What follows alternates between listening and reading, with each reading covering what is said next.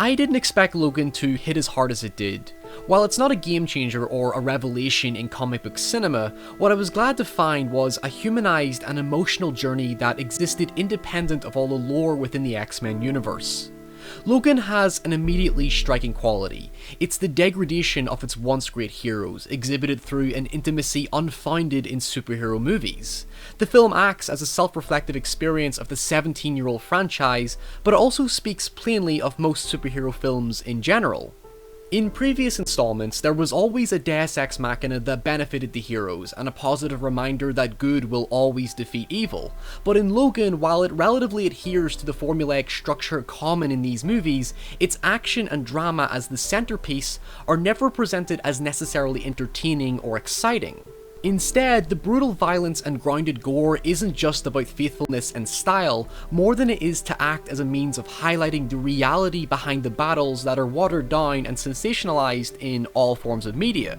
And this is reflected in how Logan dismisses the X-Men comics as being unfaithful to the pain and suffering that's never shown, hence why the film lingers on Logan's wounds and makes both his external and internal agony apparent and difficult to digest. As Hugh Jackman and Patrick Stewart bid farewell to their characters with personal and powerful performances, their conclusion isn't presented with the prestige and heroism that's usually associated with other traditional franchises.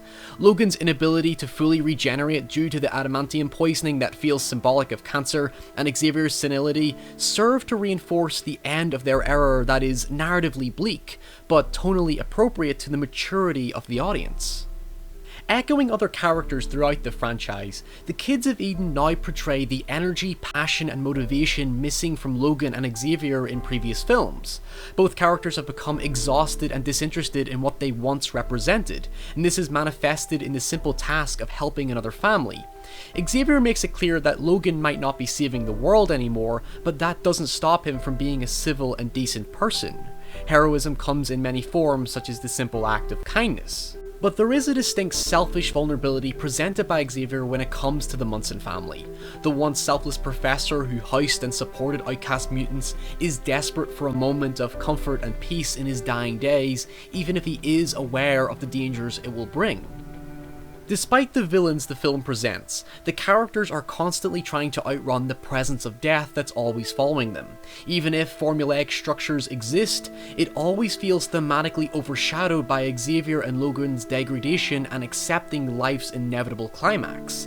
Xavier's death at the hands of X-24 feels abrupt and unceremonious, given it ends with guilt over the fatality his brain has caused to others he cared about, while Logan has been given an intimate passing during a time of vulnerability as well.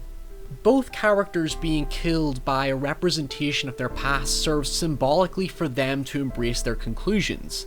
Neither character is a savior this time. In fact, seeing the kids fight back in the end and having Laura kill X-24 serves as the torch being passed on to a new generation.